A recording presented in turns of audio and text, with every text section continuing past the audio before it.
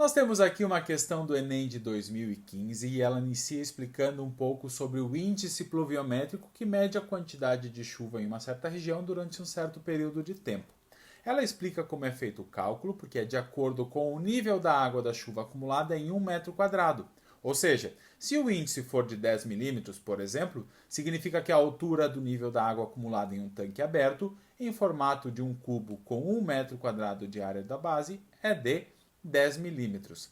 E aí está dizendo que em uma certa região, após um forte temporal, verificou-se que a quantidade de chuva acumulada em uma lata de formato cilíndrico, com um raio de 300 milímetros e altura de 1.200, era 1/3 da sua capacidade. Aqui eu já fiz o desenho da lata e a gente sabe que ela vai encher até 1/3 da capacidade. Utilizando o π como sendo 3, eu quero determinar qual foi o índice pluviométrico da região durante esse temporal. Eu já marquei o nível da água e eu consigo calcular o volume de água acumulado durante o temporal. Só que para fazer a medição do índice pluviométrico, nós precisamos despejar essa quantidade de água dentro de um cubo que tem área 1 metro quadrado e verificar até que altura que esse nível de água chega, sendo a altura o índice pluviométrico. Para o cálculo do índice pluviométrico, eu preciso despejar a água acumulada na lata dentro desse cubo que tem área da base medindo 1 metro quadrado. Então a gente vai acabar utilizando a unidade de medida metros. Então eu vou fazer a conversão desse raio que mede 300 milímetros para metro. 300 milímetros equivalem a 30 centímetros e isso equivale a 0,3 metros.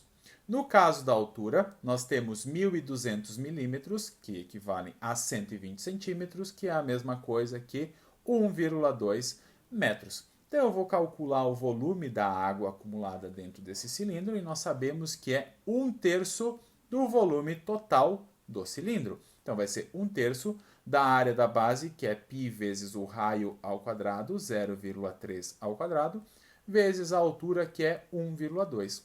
Eu já vou aproveitar esse 3 e esse 1,2 para fazer uma simplificação e aqui em cima sobra um 0,4. Então nós temos a multiplicação de π por 0,3 ao quadrado, que resulta em 0,09, e ainda multiplica por 0,4.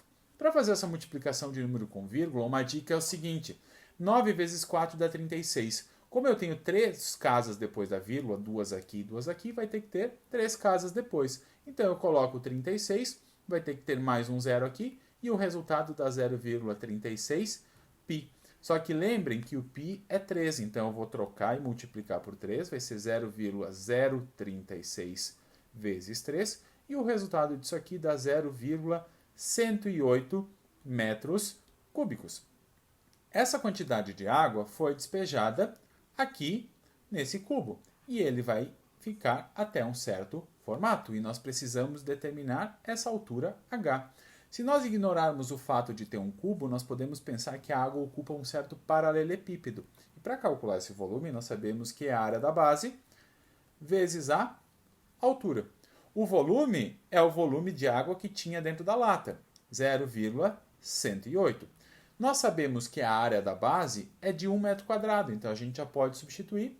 Então eu consigo concluir que a altura vai ser de 0,108 metros. Se nós fizermos a conversão disso para milímetros, nós podemos observar que isso equivale a 10,8 centímetros, que é a mesma coisa que 108 milímetros. E aí nós podemos assinalar a alternativa D.